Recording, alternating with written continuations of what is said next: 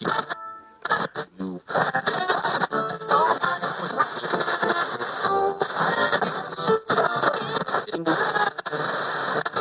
that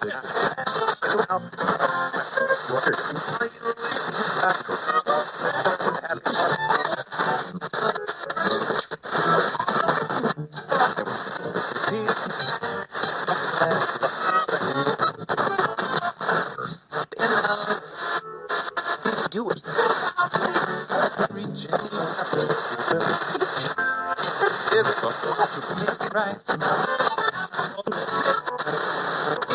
Burger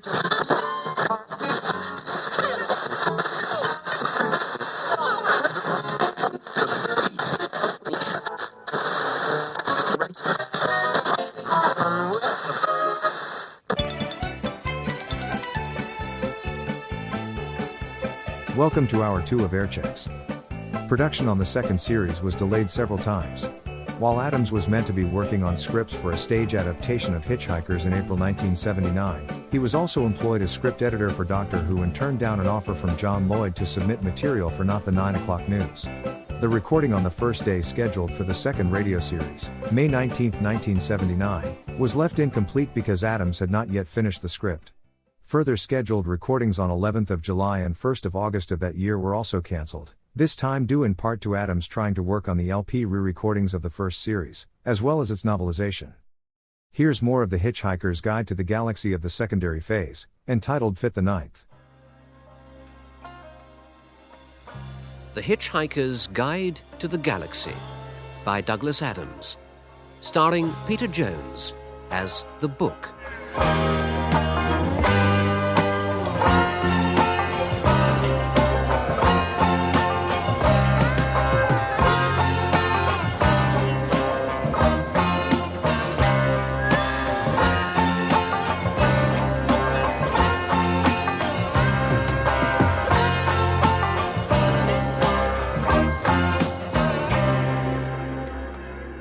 Having been through the total perspective vortex, Zaphod Beeblebrox now knows himself to be the most important being in the entire universe, something he had hitherto only suspected.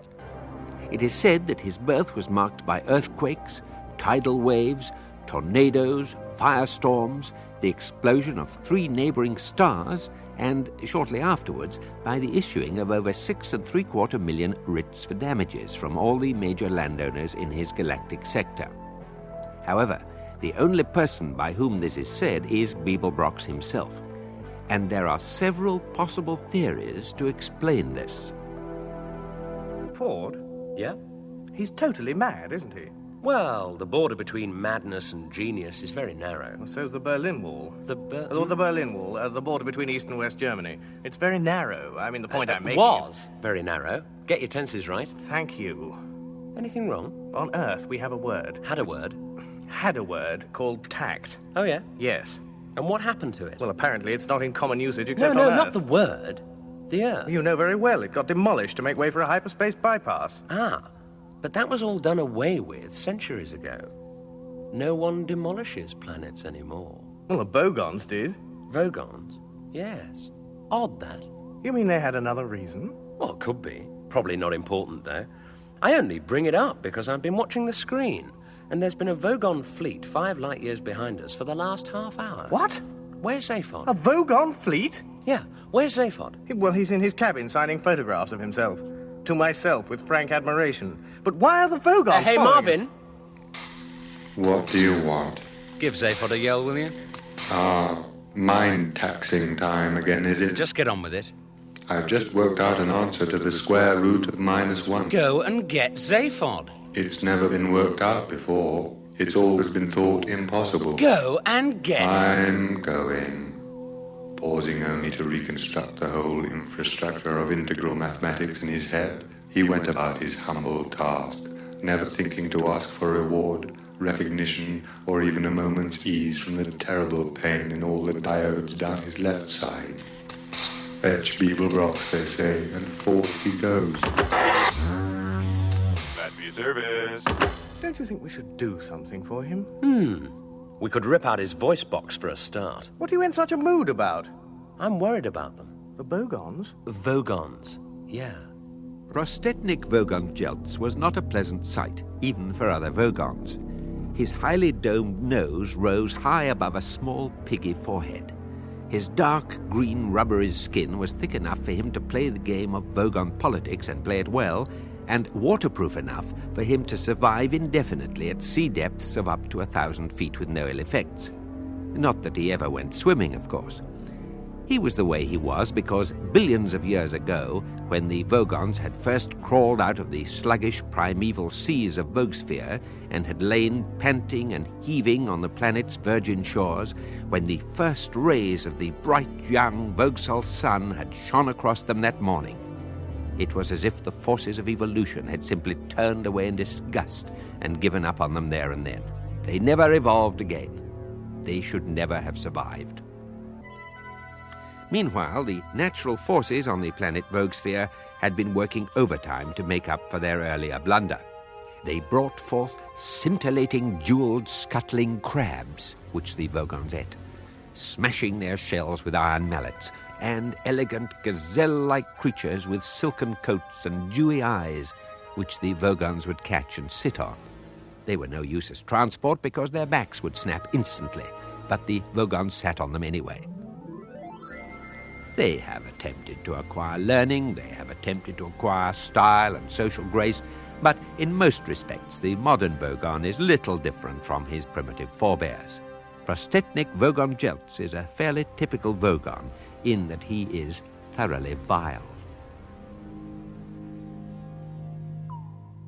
Is that definitely the ship? Affirmative, Captain. We have confirmed positive identification. Don't answer back. What? I said don't answer back. I was just answering. Don't interrupt. I wouldn't dare, Captain. Yes, you would. You just did. You dared to lie to me. No, Captain. Don't contradict me. I didn't, Captain. Well, you did just then. What? I said I don't... didn't mean to. Don't Captain. interrupt, guard! Captain! Take this object away and shoot it. Shoot him, Captain. Don't question my orders. No, of course not, Captain. I wouldn't dream of You it. dare to patronize me? No, Captain, honestly, I wouldn't. When you've shot the prisoner... Yes, Captain. Shoot yourself. But I- Then throw yourself out of the nearest airlock. Yes, Captain. At once, Captain. I will not have this insubordination in my crew. The next peep out of any of you, you all get it in the neck. Is that understood? Well? Yes, Captain.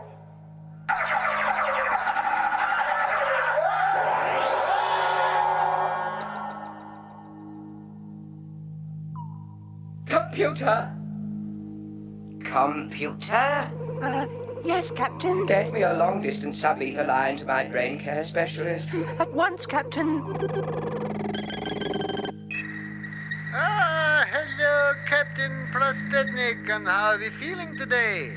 I appear to have wiped out half my crew. So, you appear to have wiped out half your crew, have you? That's what I said. So, that's what you said, is it? That is what I said. I see, so that is what you said, is it? Yes. So, your answer to my question, that is what you said, is it? Is yes. Yes. I see. Well, this is very interesting. Mr. Halfrod, I have just wiped out half of my crew. So, you have just wiped out... Yes! Well, this too is very interesting. Well? I think this is probably perfectly normal behavior for a Vogon. It's a natural and healthy channeling of aggressive instincts into acts of senseless violence. That is exactly what you always say. Well, I think that is probably perfectly normal behavior for psychiatrists. Ah, excellent.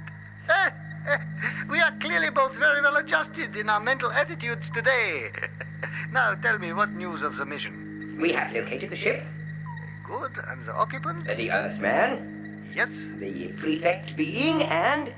Yes. Zaphod Beeblebrox. Ah, this is most regrettable. A personal friend. Ah, no. In my profession, we never make personal friends. Professional detachment. No, we just don't have the knack. But Beeblebrox, you see, is my most profitable client. Is that so? Yes. He has personality problems beyond the dreams of analysts. It will be a pity to lose him. But you are feeling well adjusted to your task? To make sure there are no survivors from the planet Earth, yes, this time there will be no failure. Good. But first, there's a small financial matter I must deal with. Then, when I give the order, destroy the ship. And Beeblebrox? Well, Zaphod's just this guy, you know. Glad for your service. Hi, guys. Zaphod, there's a Vogon fleet on our tail. They're coming up on us. I can relate to that. The guys just want to be close to me, I guess. I'll turn my charisma down a notch. They'll soon get bored and drift away. It looks like a battle formation. Hey, did you hear that? What? The monkey spoke. Pure history, man. A talking monkey. Just ignore it, Arthur. Ignore what?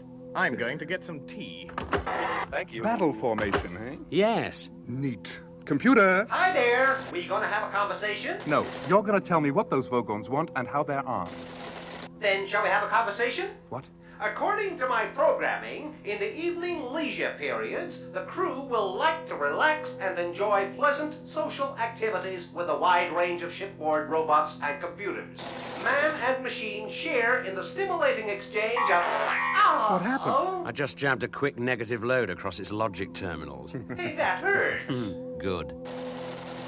To counteract the restlessness caused by long stretches of deep space flight, the crew will occasionally like to let off steam by playing electronic Halmer. Gee, would that be a great idea, fellas? Halmer or space battle? Computer, we've got Vogons on our tail. Okay, I'll be the Vogons. When you hear the blip, you... could you be a little more relaxed about this, guys? Turn it off. Okay. If you have any problems you'd like to talk over, we can get together. Now what? What? Without the computer, we're defenseless. Assuming they mean to attack. Oh, yes, assuming that, of course. They may just have popped round to have a quick game of Halmer. It's kind of as if they're waiting for something. Zaphod Beeblebrox? Hey, man, it's a message. Hey, Zaphod, how you doing, my old schizo-psychic cerebral fruitcake? Who's the Zeeb? I think it's my analyst. I was just going through some old accounts, you know. It's my analyst. I was just wondering... Yeah. Hi there, Gag. Can you call back? The Vogons are closing in, Zaphod. It's only a small matter, I know, Yeah, it's but... just that I think we're under attack at the moment, I and... hardly like to bother you about a mere $5.5 million Altarian dollars. I'm under attack, man. So you feel you're under attack, do you? Would you like to talk about it? Listen, this is for real, man. Spaceships, detonate kill cannons, the whole bit. So you feel it's for real, do you? This is very encouraging. Your delusions are getting grinder and grinder. That will be $6 million Altarian dollars if you could just Here's a down instruct your payment, computer to... Trunks. The sum what we were just talking about. Terrific. No computer, no communications. They'll be in firing range in a few seconds. Okay, well, let's not hang about. Get the computer back in. We'll improv out of here, Zappo. Hi there. Computer, get us on an improbability trajectory out of here pronto. Sorry, guys, I can't do that right now. All my circuits are currently engaged on solving a different problem. Now, I know this is very unusual, but it is a very difficult and challenging problem, and I know that the result will be one we can all share and enjoy. Share and enjoy. Share and enjoy is, of course, the company motto of the hugely successful Sirius Cybernetics Corporation Complaints Division, which now covers the major land masses of 3 medium-sized planets and is the only part of the corporation to show a consistent profit in recent years. The motto stands, or stood, in 3-mile-high illuminated letters near the Complaints Department spaceport on Edrax. Share and enjoy. Unfortunately, its weight was such that shortly after it was erected, the ground beneath the letters caved in and they dropped for nearly half their length through the underground offices of many talented young complaints executives, now deceased. The protruding upper halves of the letters now appear in the local language to read, "Go stick your head in a pig," and are no longer illuminated, except at times of special celebration. At these times of special celebration, a choir of robots sing the company song, Share and Enjoy. Unfortunately, again, another of the computing errors for which the company is justly famous means that the robots' voice boxes are exactly a flattened fifth out of tune, and the result sounds something like this. Share and enjoy, journey through life with a plastic boy or girl by your side. Let your pal be your guide, and when it breaks down or starts to annoy, or grinds when it moves and gives you no joy, 'cause it eats at your hat or had sex with your cat, let oil on your lawn or out of your door, and you get to the point you can't stand anymore. Bring it to us, we won't give a fig. We'll tell you, go stick your head in a pig. Only slightly worse. One of the Sirius Cybernetic Corporation's creations is the Nutrimatic drink dispenser, one of which has just provided Arthur Dent with a plastic cup filled with a liquid which is almost, but not quite, entirely unlike tea.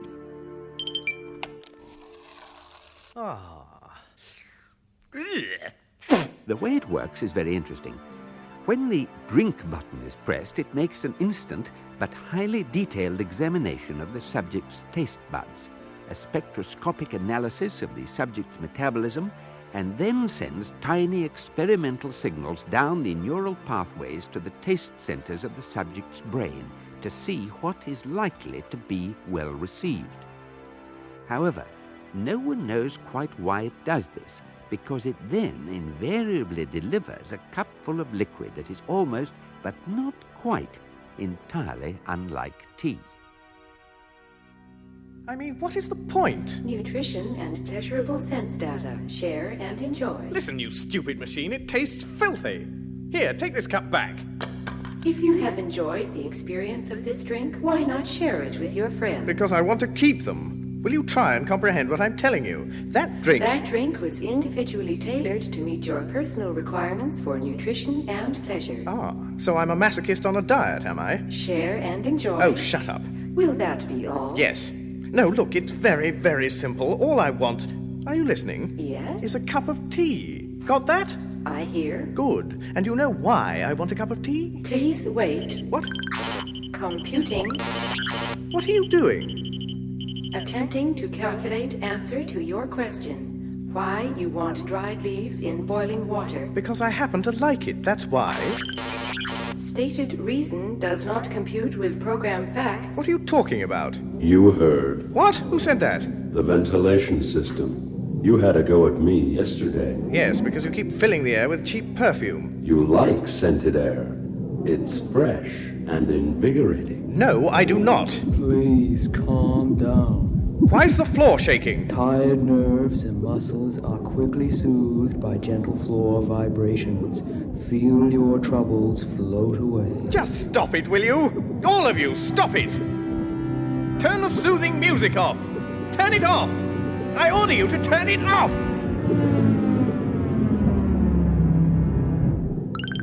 Thank you. Why you want dried leaves in water? Still computing. Now listen. If I want to be toned up, calmed down, invigorated or anything, then it's very simple. I just have a cup of tea. Just dried leaves boiled. Yes. Then why did you build all of us? What? I didn't. Your species did. You're an organic life form. Your lot did. To improve your lifestyles. Hi there, this is Eddie, your shipboard computer, just alerting you to the fact that the Nutrimatic machine has now tapped into my logic circuits to ask me why the human prefers boiled leaves to everything we have to offer him. And wow, it's a biggie. It's gonna take a little time to work out. Share and enjoy. Share and enjoy. Share and enjoy. Oh, this is ridiculous. Let me out of here. Thank you. My pleasure. Oh! What evasive action can we take? I say, do you know where the kettle is? Why are you both looking like that? We're under attack, the Vogons. Well, let's get out of here. We can't. The computer's jammed. It's what? It says all its circuits are occupied. Occupied? What, with my problem? What problem would that be, Monkey Man? Well, apparently it's just trying to work out why I like tea. Oh, dingoes, kidneys. Well, now look, it's not my fault. What do you mean? Listen, you lobotomy. It's not my fault. Life, as many people have spotted, is of course terribly unfair. For instance, the first time the Heart of Gold ever crossed the galaxy, the massive improbability field it generated caused 239,000 lightly fried eggs to materialize in a large wobbly heap on the famine-struck land of Pogril in the Pansel system. The whole Pogril tribe had just died out from famine, except for one man who died of cholesterol poisoning some weeks later.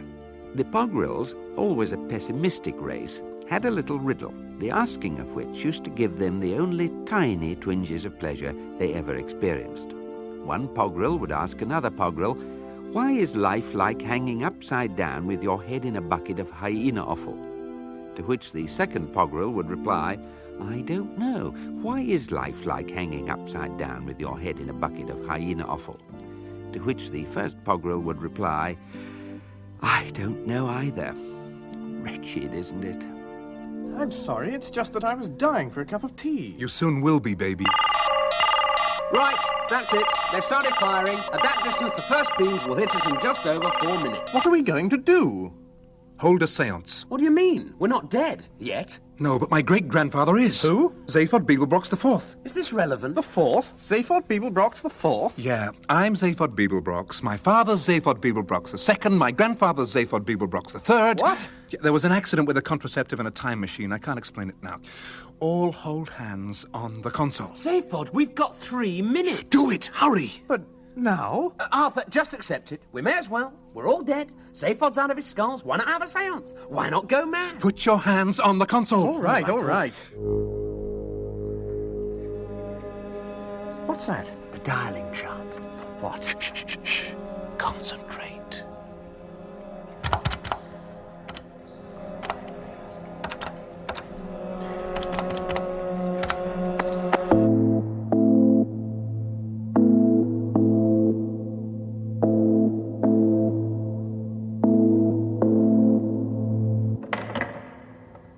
Who disturbs me at this time? Oh, hi. Great-granddad. Zaphod Beeblebrox. Yeah, hi. Look, I'm really sorry about the flowers. I meant to send them along, but, the shop was fresh out of wreaths and... You forgot. Well, Too busy. Never think of other people. The living are all the same. 2 minutes, Zaphod. Yeah, but I did mean to, and I very nearly got round to writing to my great-grandmother as well. Condolences. Your great-grandmother? Yeah. How is she now? I'll go and see her. Your late great-grandmother and I are very well. But very disappointed in you, young Zaphod. Yeah, well, We've been following your progress with considerable despondency. Yeah, look... Not to say contempt. Yeah, could you sort of listen a moment? I mean, what exactly are you doing with your life? I'm being attacked by a Vogon fleet. Doesn't surprise me in the least. Yeah, look, can you help?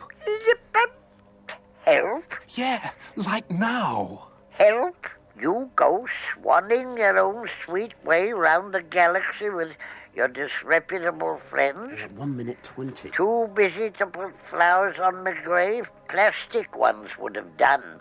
But no, too busy. Too modern.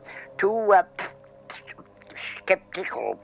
Till you find yourself in a fix and suddenly come over all astrally minded. Well, I don't know, Zaphod. I think I'll have to think about this one. 1 minute 10. I mean, tell me what you think you've achieved. Achieved? I was president of the galaxy, man. And what kind of a job is that for a Beeblebrox? Hey, what? You know and I know what being president means, young Zaphod. You know because you've been it, and I know because I'm dead. And it gives one such a wonderfully uncluttered perspective. We have a saying up here.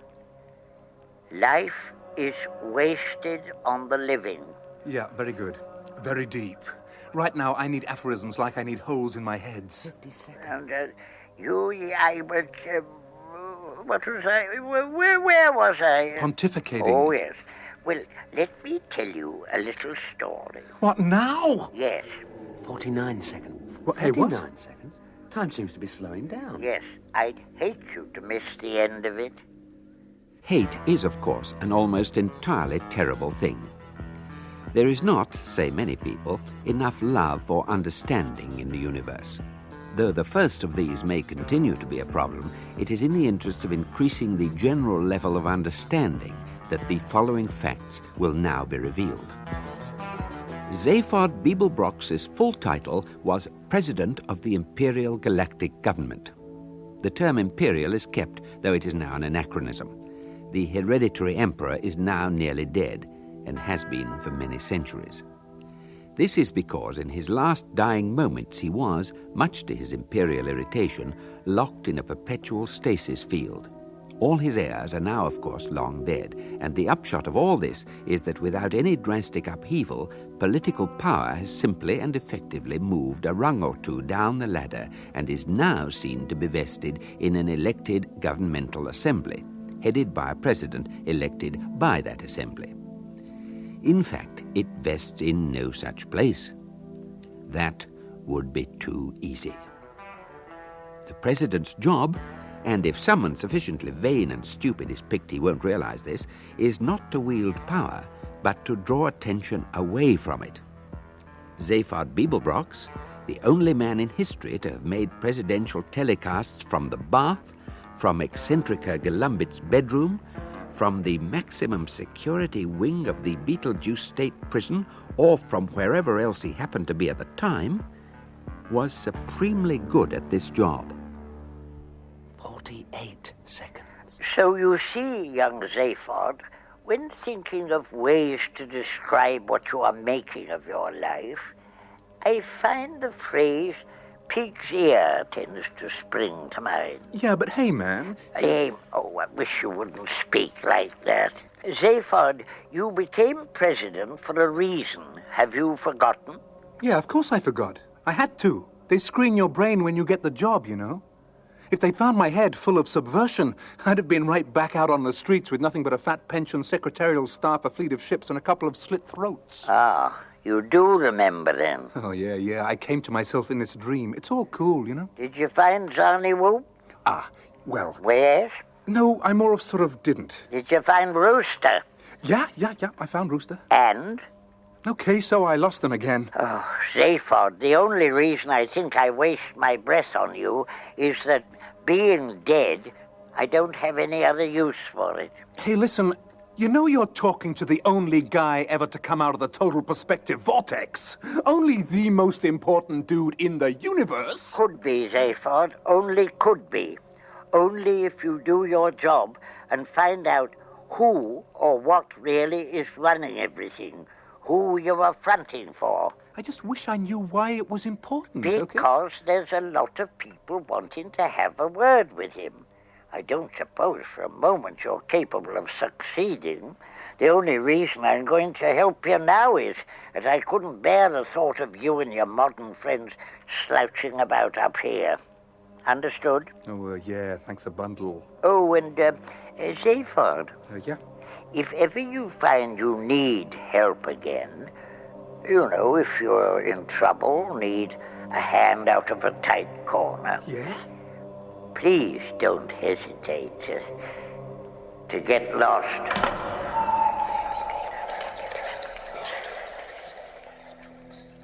Family's always embarrassing, isn't it? Hi there!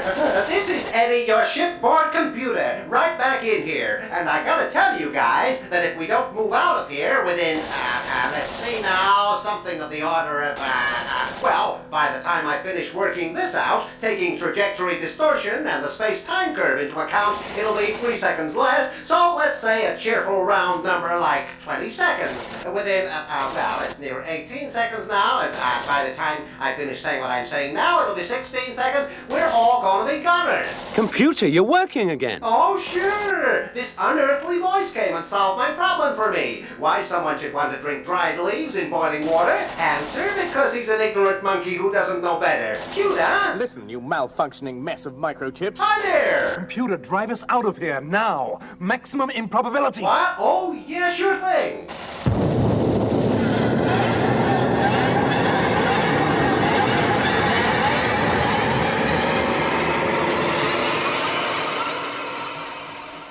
Will our heroes start living more useful and constructive lives as a result of this little talking to?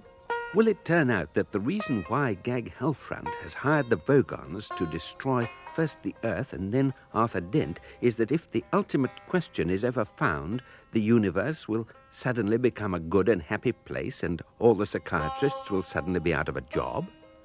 Will all sorts of totally amazing things happen when the Heart of Gold arrives on the planet Brontitor? Find out in the next strangely incomprehensible episode of The Hitchhiker's Guide to the Galaxy.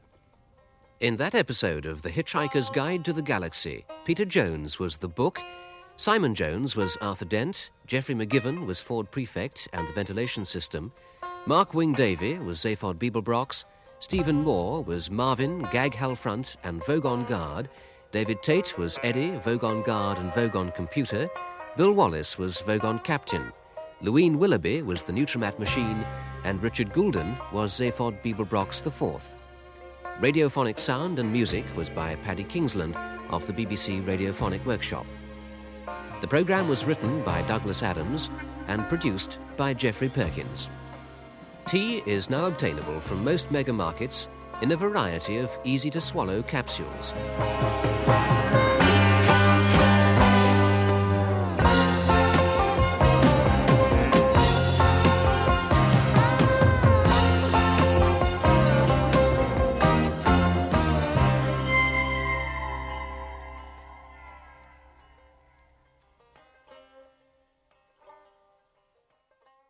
That was The Hitchhiker's Guide to the Galaxy of the Secondary Phase series, entitled Fit the Ninth. Here we go with the next episode, Fit the 10th.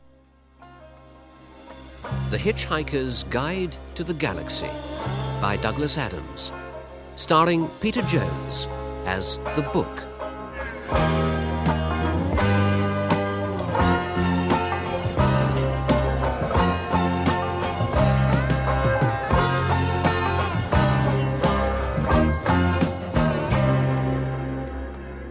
Arthur Dent, a man whose planet has been blown up, has been having a remarkable effect on the universe. And the most remarkable thing about this is that the only remarkable thing about him as a person is that he is remarkably unremarkable, in all respects other than that of having had his planet blown up. And this, of course, is the nub of the matter, because most of the things which stir the universe up in any way are caused by dispossessed people. There are two ways of accounting for this. One is to say that if everyone just sat at home, nothing would ever happen. This is very simple. The other is to say, as Ulan Kalufid has at great length in his book, Everything You Always Wanted to Know About Guilt But Were Too Ashamed to Ask, that every being in the universe is tied to his birthplace by tiny invisible force tendrils composed of little quantum packets of guilt. If you travel far from your birthplace, these tendrils get stretched and distorted. This compares with an ancient Arcturan proverb, however fast the body travels, the soul travels at the speed of an Arcturan megacamel. This would mean, in these days of hyperspace and improbability drive, that most people's souls are wandering unprotected in deep space, in a state of some confusion, and this would account for a lot of things. Similarly, if your birthplace is actually destroyed, or in Arthur Dent's case demolished, ostensibly to make way for a new hyperspace bypass, then these tendrils are severed and flap about at random. There are no people to be fed or whales to be saved. There is no washing up to be done. And these flapping tendrils of guilt can seriously disturb the space-time continuum. We have already seen how Arthur inadvertently caused war between the Gagogwants and the Vlahergs. We shall shortly see how it is directly attributable to this thoroughly unremarkable Earthman that the Heart of Gold, escaping from the Vogons on improbability drive, has now materialized in a highly mysterious cave on the even more mysterious planet Brontitor.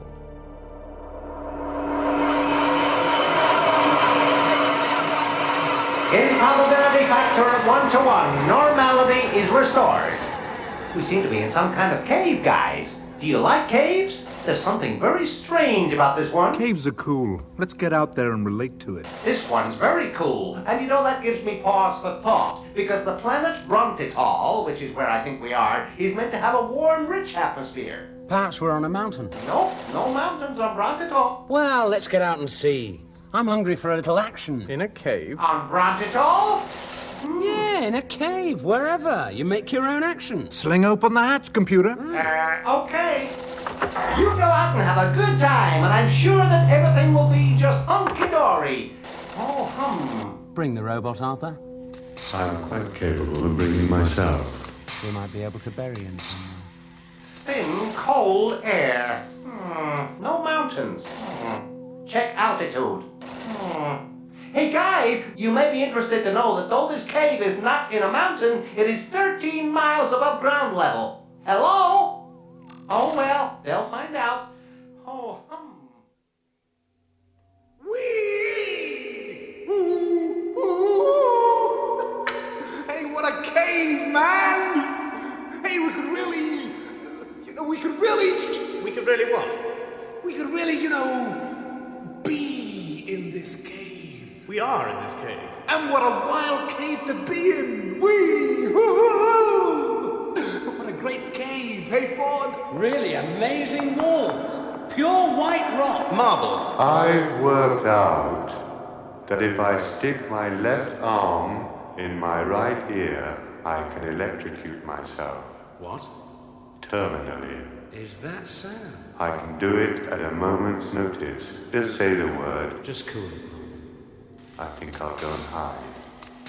Why are we here? Now don't you start as well. I mean, in this cave. Why? Doesn't matter. Improbability drive. Strange shape. The mouth is perfectly circular. Can you see anything in the distance? Only sky. Must be on a hill. I'll go and take a look out. Okay. By the way, did you hear the computer calling us just before the hatch closed? Oh, screw the computer. I hope it gets plug rot. Probably not important. I'll be back in a minute. Fine. Hey, Zaphod! How you doing? Oh, freezing, man. Yeah. Every time I breathe out, I need an ice pick to get through it. Yeah.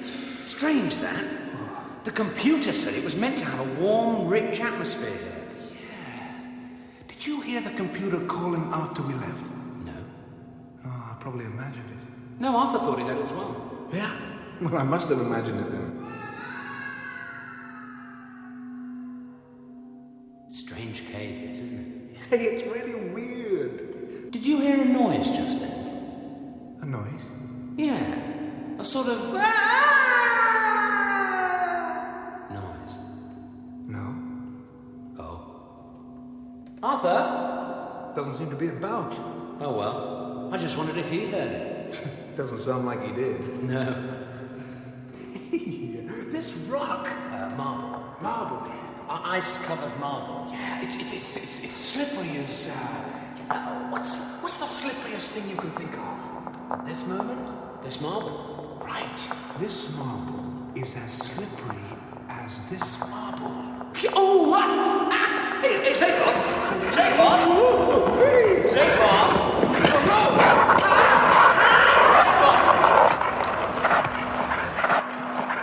Holy Zarquan singing fish! What? There's nothing out there, Ford. Like no ground. Some cat's taken the ground away. Holy Zarquan's what? There's no ground, Ford. We're miles up in the air. Did you say fish? Singing fish. Where? It's just an expression. Holy Zarquan singing fish. It must be a highly specialized expression then. What? Very specific. Not very handy in general usage. I can't get a grip on the ice to crawl back. I'm gonna fall into nowhere. I know! Try not to think about it. I get very nervous in these situations. I don't think I can do anything to help you. What? Arthur and Marvin must have gone over. You're going to go over, and I can't reach you without going over myself. Prefect! I'm sorry. Look, I do feel rather guilty about this, but can we talk about something else? Where does the expression Holy Zarquan singing fish come from? What's its derivation? What? Zaphod, have you got any intellectual curiosity at all? It is often said that a disproportionate obsession with purely academic or abstract matters indicates a retreat from the problems of real life. However, most of the people engaged in such matters say that this attitude is based on three things: ignorance, stupidity, and nothing else. Philosophers, for example, argue that they are very much concerned with the problems posed by real life, like, for instance, what do we mean by real, and how can we reach an empirical definition of life, and so on. One definition of life, albeit not a particularly useful one, might run something like this. Life is that property which a being will lose as a result of falling out of a cold and mysterious cave 13 miles above ground level. This is not a useful definition, A, because it could equally well refer to the subject's glasses if he happens to be wearing them, and B, because it fails to take into account the possibility that the subject might happen to fall onto the, say, the back of an extremely large passing bird.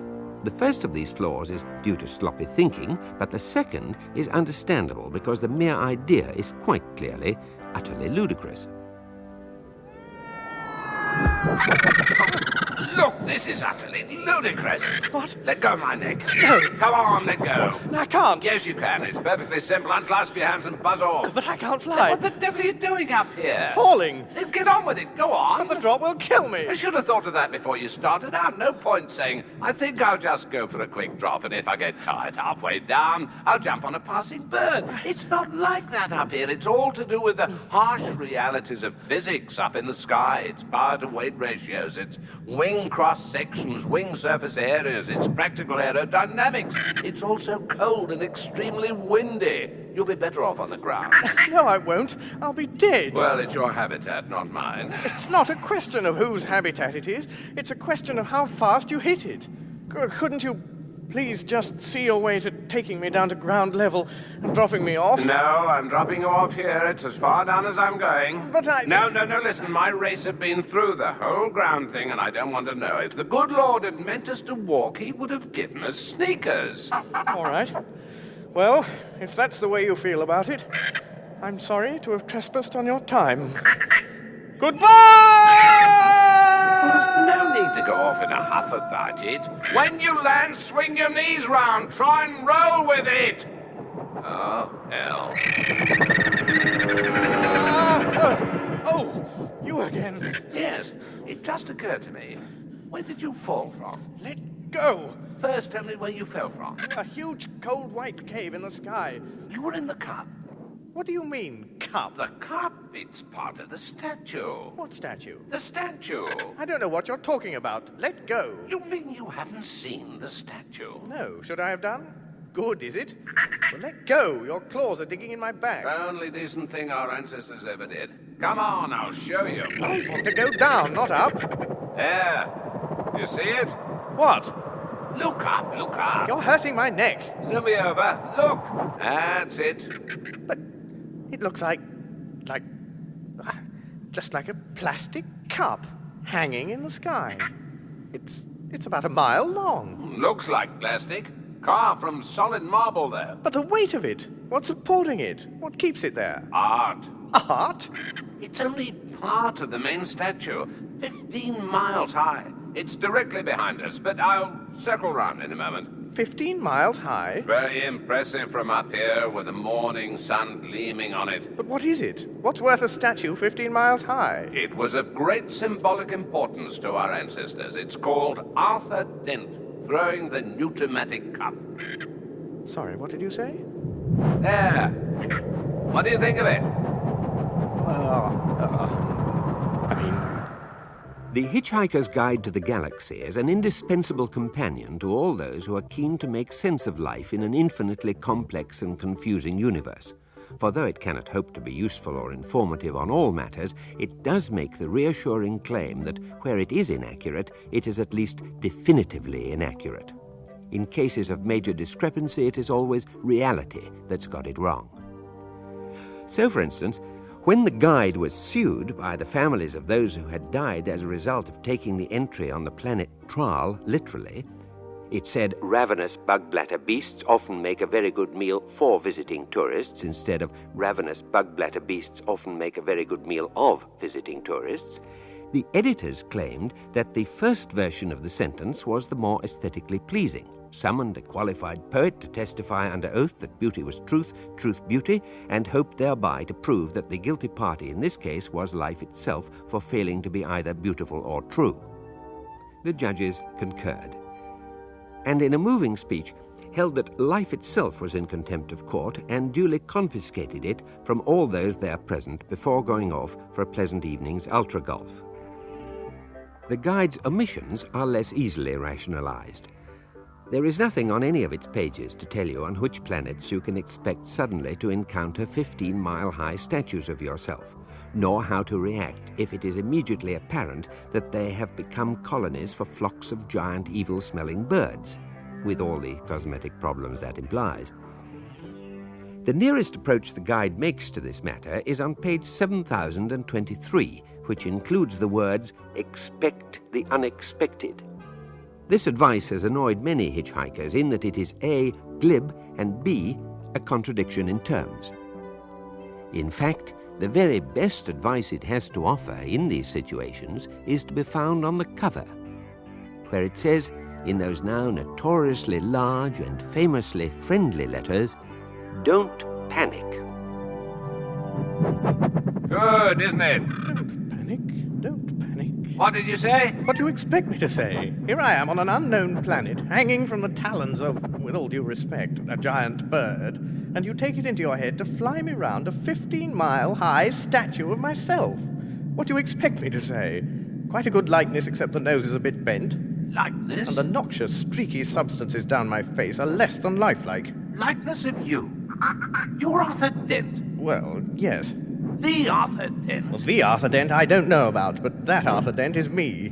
Can I ask you where you got it from? Our ancestors built it centuries ago. Don't panic. But this is truly incredible. I wouldn't argue with that. I think you'd better come and meet the rest of us. They're going to be terribly surprised. And so I think are you. Where do you all live? In your right ear. Hold on, we'll dive into it.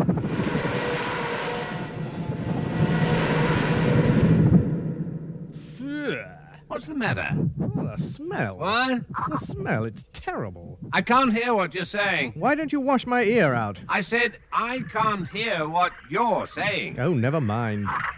Hear that noise up ahead? What, all that squawking? The bird people of Brontedall, that's us. Last of an unhappy race. What's wrong? Oh, just don't ask. Once proud people living in a foul-smelling ear.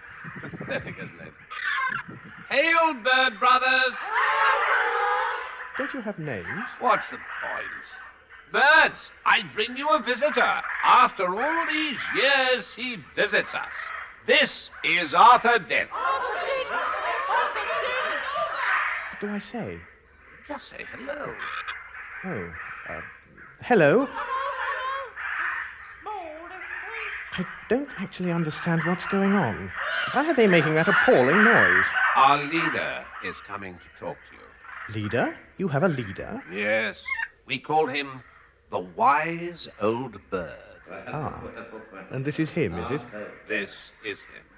I see. Arthur Dent. Arthur Dent.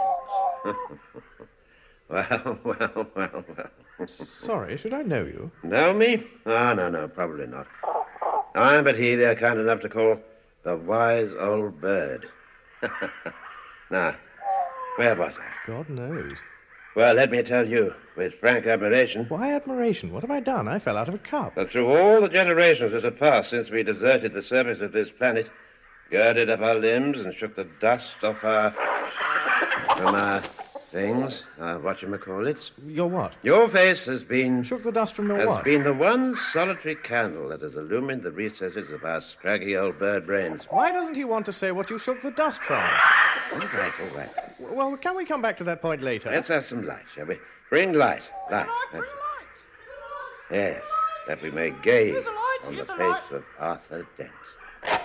Oh, look, it really is filthy in here. So this is how you appeared to our ancestors that night. What night? What are you talking about? Imagine our planet at the height of its technological civilization. Why? In the days when we, too, walked on the ground, much as you do even now. Why does everyone want to tell me their life stories? My dear old thing, you have such a sympathetic face. Is that why you've done what you've done all over it? I'm sorry, but on my world I had a nice home and a good job with prospects. And I get angry at the thought that my life suddenly consists of sitting in sewage-filled models of my own ear being patronized by a lot of demented birds. Now keep quiet.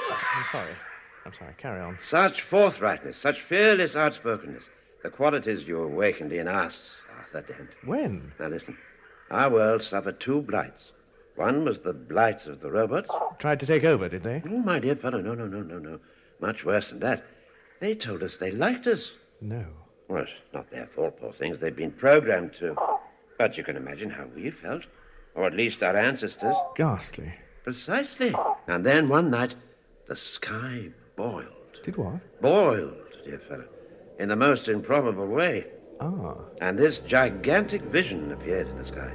A man with a new traumatic machine. You, Arthur Dent. And you said... Listen, you stupid machine, it tastes filthy. Take this cup back. And you threw the cup at it. An astounding revelation. It was nothing. You were sarcastic to it. You said... So I'm a masochist on a diet, am I? You told it to... Shut up! In a moment, we realized the truth. Just because the little wretches liked us, it didn't mean to say we had to like them back. And that night, we rounded up every last one of the little creeps. Bring out your dishwashers! Bring out your digital watches with the special snooze alarms! Bring out your TV chess games! Bring out your auto gardeners, techno teachers, love-o-matics! Bring out your friendly household robots! Shove them on the carts! What is this? Have we not loved you? Have we not cared for you? Have we not shared and enjoyed with you? Shut up, you little toadies! Get on the carts!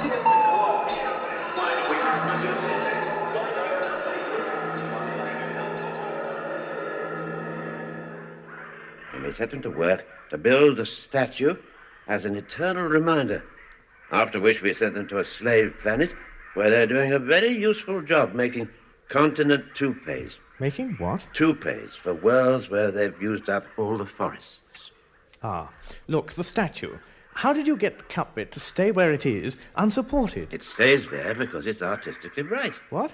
The law of gravity isn't as indiscriminate as people often think. You learn things like that when you're a bird. But you didn't start out as birds. Oh, no. We were forced to re-evolve by the second and more deadly blight. All right. And that was already too advanced by the time we rid ourselves of the robot blight. Ah, what woe was upon us. All right. What woe was upon you? Too terrible to speak of. Imagine this. We walked. What's so wrong about that? Nothing. We went for strolls, we jogged, we marched, we ambled, we competed in 500-meter hurdles. Imagine how our ancestors felt to walk through our great cities, stride across the pedestrian precincts, stroll along walkways, maybe wander into a small wine bar to have lunch with a girlfriend. What? Yeah. Maybe play footsie under the table. And she would say how she'd been walking here, strolling there, wandering into shops, maybe trying to buy a pair of, buy some things. Some whatchamacallit.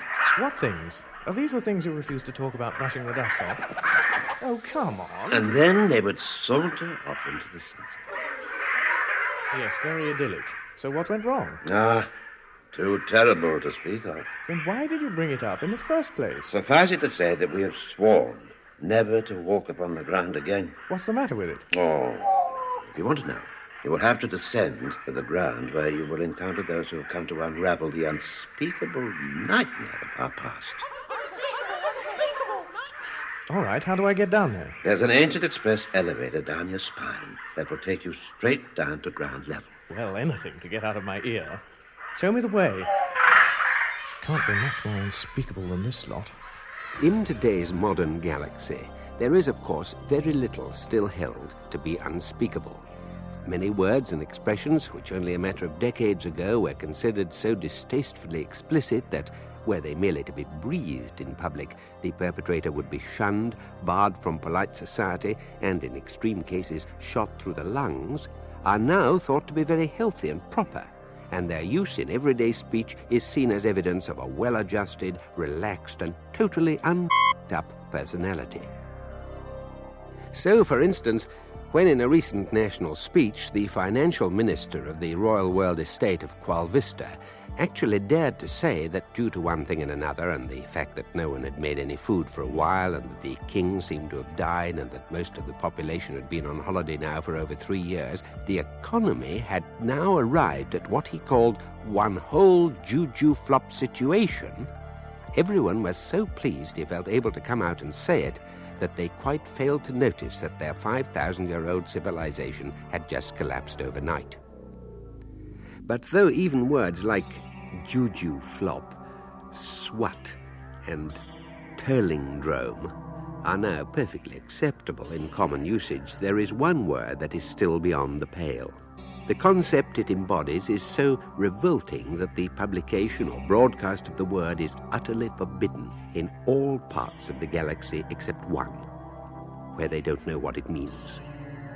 That word is Belgium, and it is only ever used by loose-tongued people like Zaphod Beeblebrox in situations of dire provocation, such as... And I'll tell you another interesting thing. I don't want to be interested. I don't want to be stimulated or relaxed or have my horizons broadened. I just want to be rescued, Ford. I just want to be sweating while rescued. Well, I'm sorry. I've told you. No way. Oh, Belgium, man. Belgium. All right. I'll get my towel. Your towel? Yeah. I'll hold on to this end. I'll throw you the other end. There. Got it? Got it. Okay, pull. I'm pulling. Go on, pull. I'm coming. Go on, pull. Go on, a bit more. Go on. That's it. Go on. Hey.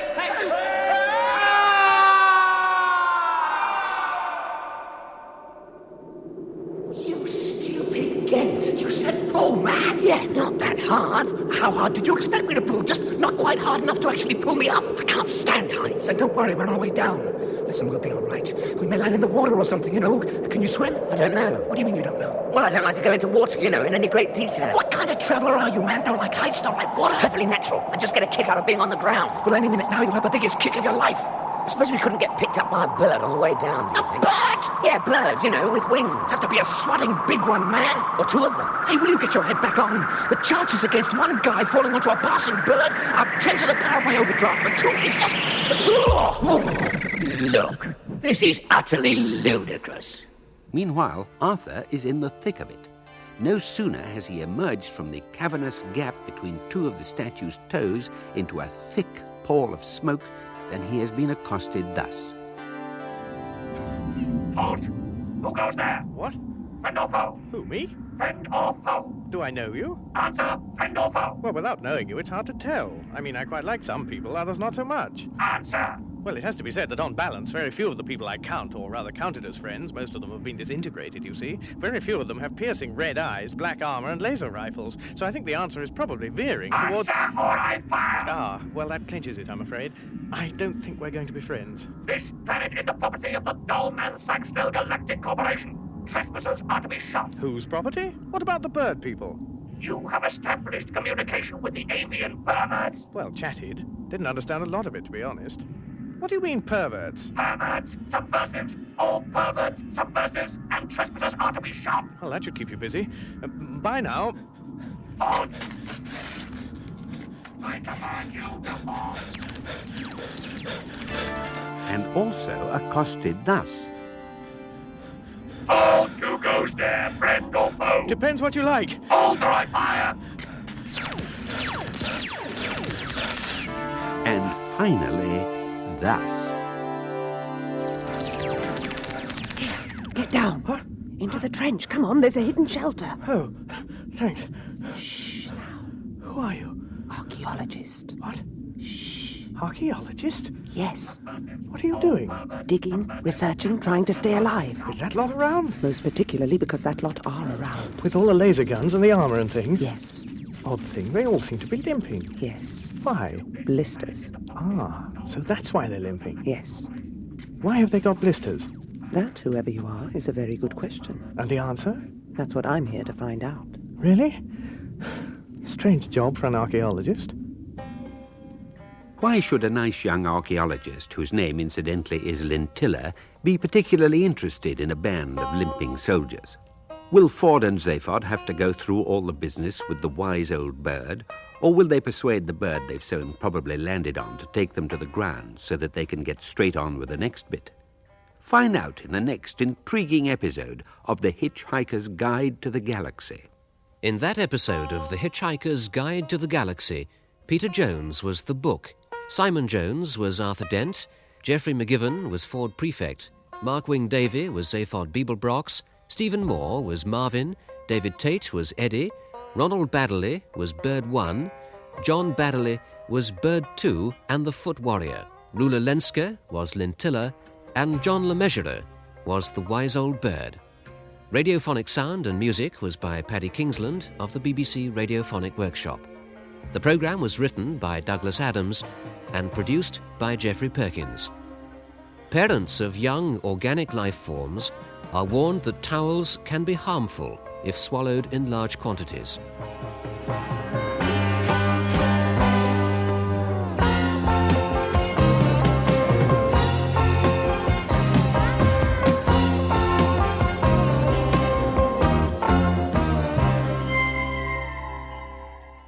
That was The Hitchhiker's Guide to the Galaxy of the Secondary Phase series, entitled Fit the 10th. Well, that's it for this hour. Stay tuned into the next hour where we will present the final 2 episodes of the secondary phase of The Hitchhiker's Guide to the Galaxy right here on Airchecks.